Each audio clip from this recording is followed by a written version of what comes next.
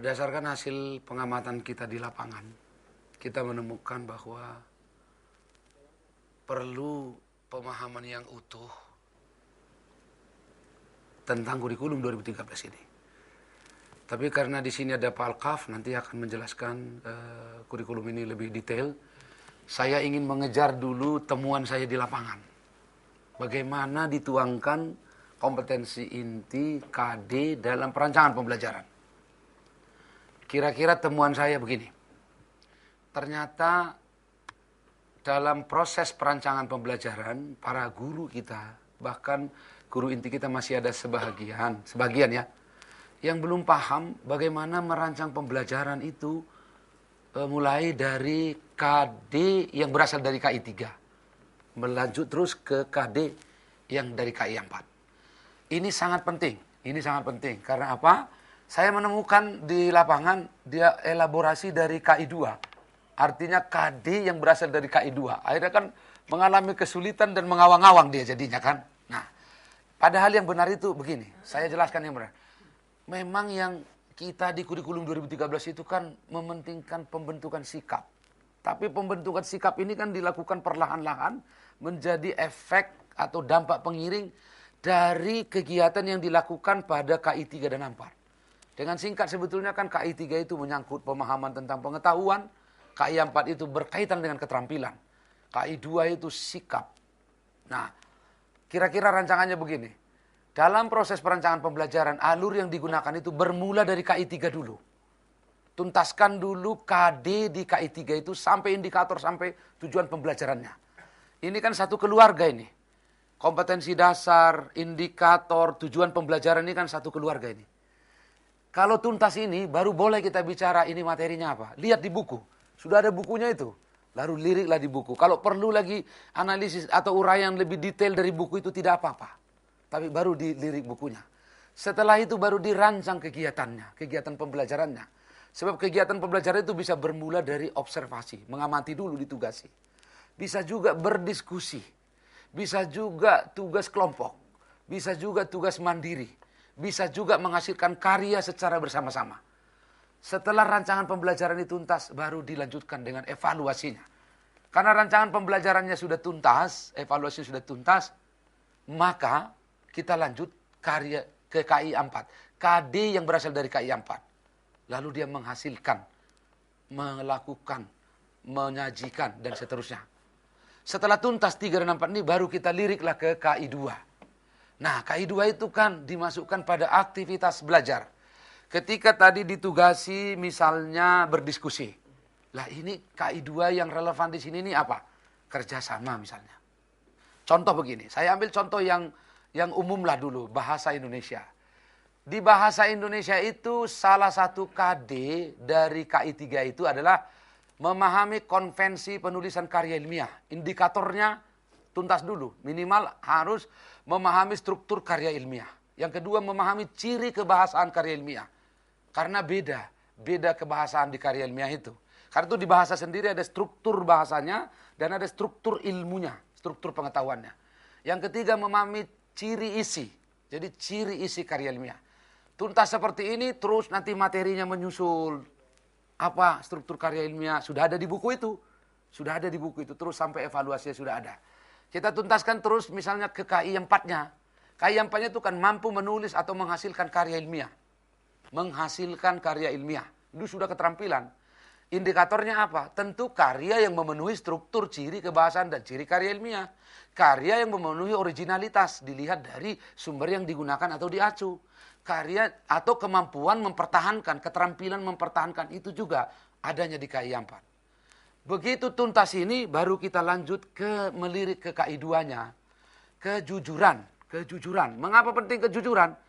Nah, menulis itu perlu kejujuran. Karena itu plagiarisme itu tidak bisa kita jagai hanya di perguruan tinggi. Sejak SMP, SMA sudah dijagai. Karena itu guru menulis itu mengintegrasikan kejujuran.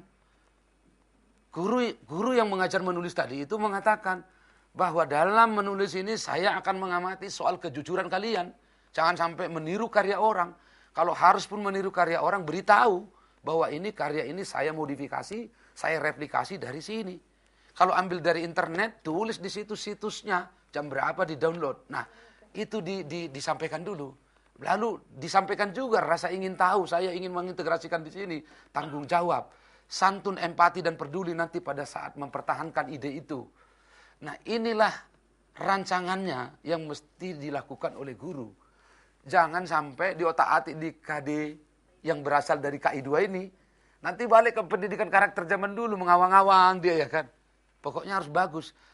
Padahal ini terbentuk dari aktivitas belajar pada perolehan kemampuan pengetahuan dan keterampilan tadi. Kan begitu ya Pak Prof. Alkap. Nanti Pak Prof. Alkap ini koreksi kalau siapa tahu nanti ada kekeliruan. Ini bersama-sama. Nah ini menurut saya amat sangat penting. Karena saya menemukan di lapangan salah memahami. Kan sikap yang perlu Pak katanya ya kan. Ya, betul, tapi harus ada proses yang harus dilalui untuk membentuk sikap itu. Sebab sikap tak bisa hanya diajarkan di kelas diceramahi. Sikap ini secara perlahan-lahan terbentuk dia akibat diintegrasikan pada aktivitas untuk membangun pengetahuan dan keterampilan. Nah, jadi dia terbentuknya nanti memang dalam diri siswa bersama-sama. Contoh ini matematik misalnya. Di KD salah satu KD, ini saya ambil sudah dari permennya ini. Memahami sifat-sifat grafik fungsi eksponensial dan logaritma. Indikatornya apa?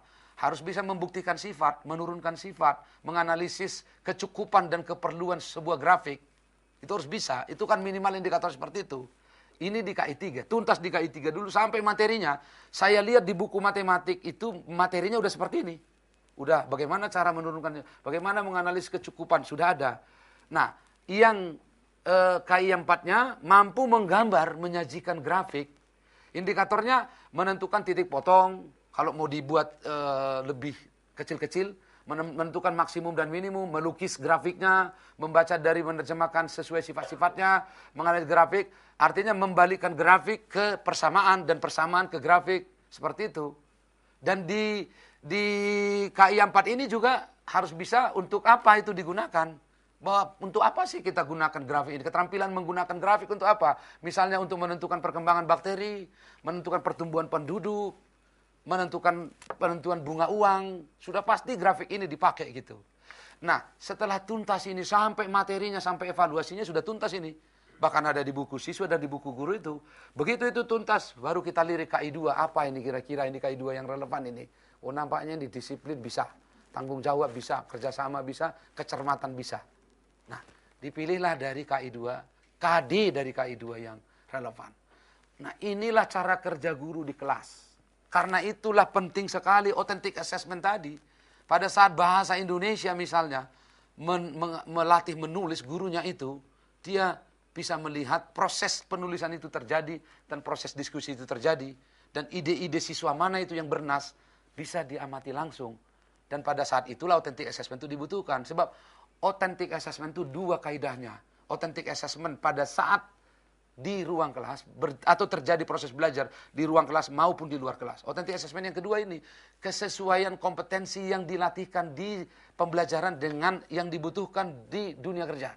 Ini juga authentic assessment juga untuk melihat kesinambungan itu.